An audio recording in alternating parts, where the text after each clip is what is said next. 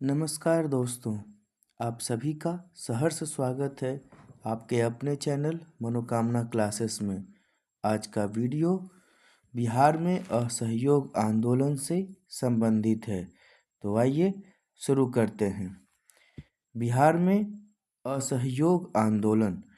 प्रथम विश्व युद्ध की समाप्ति के बाद भारतीयों में अंग्रेजी सरकार के प्रति क्षोभ और निराशा व्यक्त थी, क्योंकि भारतीय जनता को आशा थी कि अंग्रेजी सरकार अपने वायदे के अनुसार उनकी मांग के समर्थन में कुछ करेगी, लेकिन ऐसा कुछ नहीं हुआ। इसी क्रम में कुछ ऐसी घटनाएं घटी जिसके कारण भारतीयों का रोष और असंतोष अधिक बढ़ गया, जिसके फलस्वरूप महात्मा गांधी के नेतृत्व में असहयोग आंदोलन का सूत्रपात हुआ। आइए जानते हैं आंदोलन के प्रमुख कारण। पहला, तुर्की के प्रति उदार रवैया ना अपनाना। दूसरा, स्वराज के प्रति भारतीयों की उत्कृष्ट इच्छा। तीसरा, जलियांवाला बाग हत्याकांड के जांच हेतु नाम मात्र के लिए हंटर कमेटी का गठन करना। चौथा, पंजाब के मार्शल कानून के प्रति जनता में असंतोष। पांचवा, रॉलेट एक्ट के प्रति जनता में असंतोष। छठा, मॉन्टेग्यू चेम्सफोर्ड सुधार के प्रति जनता में असंतोष। सातवां, तत्कालीन आर्थिक कठिनाई जैसे महामारी, सूखा, महंगाई, मगर फिर भी सरकार का ध्यान न देना। चलिए जानते हैं आगे आंदोलन की कार्यसूची।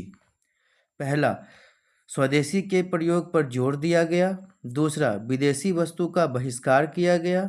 तीसरा, विधानसभा और प्रांतीय चुनाव का बहिष्कार किया गया। चौथा, तिलक स्वराज फंड हेतु चंदा इकट्ठा किया गया।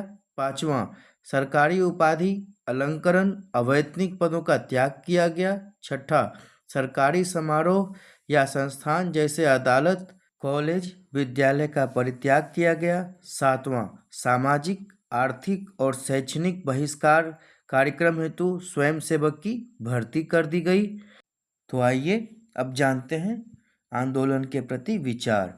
असहयोग आंदोलन पर विचार हेतु कांग्रेस का एक विशेष अधिवेशन सितंबर 1920 में पश्चिम बंगाल के कोलकाता में बुलाया गया, जिसकी अध्यक्षता लाला लाजपत राय ने की थी और निर्णय लिया गया था कि भारत में असहयोग आंदोलन प्रारंभ किया जाए कि नहीं, और अगर किया जाए तो किस रूप में किया जाए। इस विशेष अधिवेशन के बाद दिसंबर 1920 में महाराष्ट्र के नागपुर में, जिसकी अध्यक्षता विजय राघवाचारी ने की थी, में इस प्रस्ताव की पुष्टि की गई। पूरे देश में गुजरात और बिहार ही ऐसे प्रांत थे जिन्होंने सितंबर 1920 के पश्चिम बंगाल के कोलकाता अधिवेशन से पूर्व ही असहयोग आंदोलन का समर्थन करते हुए इसके पक्ष में प्रस्ताव पारित किए। अब जानते हैं आंदोलन के महत्व के बारे में। पहला, यह एक प्रबल जन आंदोलन था जिसने पूरे देश में राजनीतिक चेतना फैलाई और महात्मा गांधी जी को देश के सबसे बड़े नेता के रूप में स्थापित किया। भारतीयों में राजनीतिक चेतना और आत्मविश्वास आया।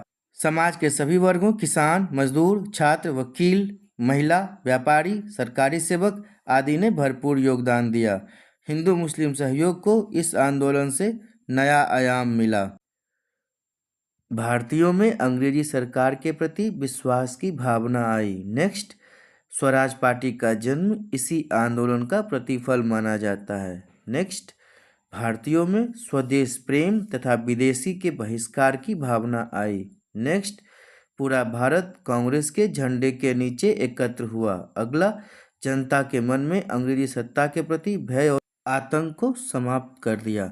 अब चलते हैं हम लोग महत्वपूर्ण बिंदु की ओर, जिसमें भारतीय राष्ट्रीय कांग्रेस ने 29 अगस्त 1918 के मुंबई अधिवेशन, जिसकी अध्यक्षता बिहार के प्रसिद्ध बैरिस्टर सैयद हसन इमाम ने की थी, उसमें मॉन्टेग्यू चेम्सफोर्ड रिपोर्ट पर विचार करने हेतु बुलाई गई थी, जिससे राष्ट्रवादी असंतुष्ट थे।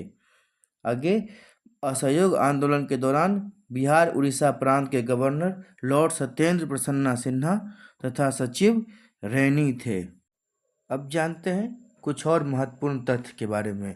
असहयोग आंदोलन के दौरान सक्रिय नेता थे। भागलपुर से दीप नारायण सिंह, मुंगेर से मोहम्मद शाह जुबैर और आगे बिहार के मुजफ्फरपुर से मोहम्मद शफी, पटना के गुलाम इमाम तथा मोतिहारी से गोरख प्रसाद। आगे रॉलेट एक्ट के विरोध में पटना में 6 अप्रैल 1919 को हड़ताल हुआ, जिसका नेतृत्व सैयद हसन इमाम ने किया था। आगे 1920 में भागलपुर में राजेंद्र प्रसाद की अध्यक्षता में बिहार प्रांतीय राजनीतिक सम्मेलन में सहयोग का प्रस्ताव अनुमोदन किया गया था। आगे बिहार में मजहरूल हक, राजेंद्र प्रसाद, अनुग्रह नारायण सिंह, मोहम्मद शफी, ब्रजकिशोर प्रसाद के साथ अन्य लोगों ने विधान परिषद की अपनी उम्मीदवारी वापस ले ली थी। अगला महत्वपूर्ण तथ्य, ब्रजकिशोर प्रसाद, राम दयालु सिंह, दीप नारायण सिंह, राम नारायण सिंह तथा डॉक्टर श्री कृष्ण सिंह आदि वकीलों ने अपनी वकालत छोड़ दी थी। अगला महत्वपूर्ण तथ्य, आंदोलन के समय पटना लॉ कॉलेज के छात्र सैयद मोहम्मद और Bihar national college BN college के छात्र अब्दुल बारी और मोहम्मद शफी ने अपने अपने कॉलेज छोड़ दिए।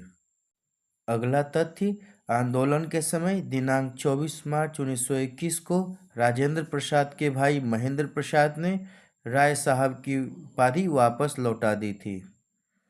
अगला तथ्य, बिहार के पटना सिटी में 4 अप्रैल 1919 को एक बैठक बुलाई गई, जिसमें निर्णय लिया गया कि 6 अप्रैल 1919 को विनम्रता और उपासना दिवस मनाया जाएगा।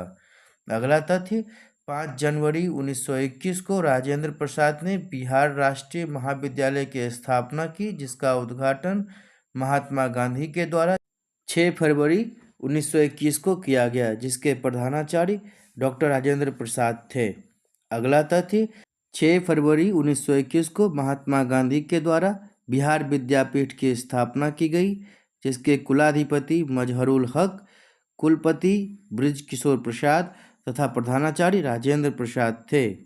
अगला तथ्य, पटना इंजीनियरिंग कॉलेज छोड़ चुके छात्रों को लेकर मजहरूल हक पटना दानापुर रोड पर चरखों के कारखाने खोले और आगे चलकर यही जगह सदाकत आश्रम कहलाया। मजहरूल हक ने अपने दोस्त खैर मियाँ के ज़मीन पर पटना के दीघा में सदाकत आश्रम की स्थापना की थी। अगला तथ्य, 30 सितंबर 1921 को मजहरूल हक ने राष्ट्रीय भावना के प्रचार प्रसार और सहयोग का प्रचार एवं हिंदू मुस्लिम एकता की स्थापना के उद्देश्य से सदाकत आश्रम से ही मदरलैंड नामक पत्रिका शुरू किया था। 26 जुलाई 1922 को मजहरूल हक को दी मदरलैंड के लेख लिखने के कारण गिरफ्तार कर लिया गया था। अगला तथ्य, 27 नवंबर 1921 को बिहार प्रांतीय कांग्रेस समिति ने कांग्रेस वर्किंग कमेटी के निर्देश पर बिहार कौमी सेवक दल की स्थापना की, जिसका मुख्यालय मुजफ्फरपुर था।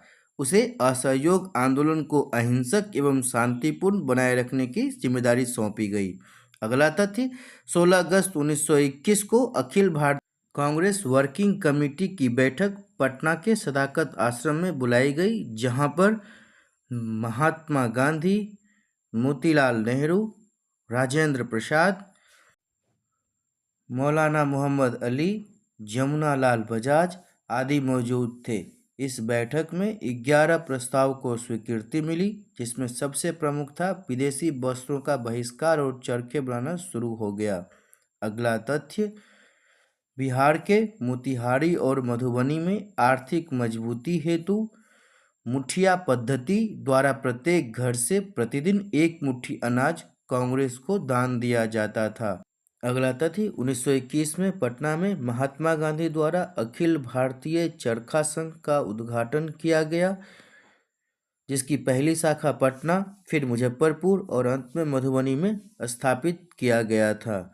अगला तथ्य, सारण, पटना, गया, भागलपुर में स्थानीय शासन हेतु पंचायत का गठन किया गया था।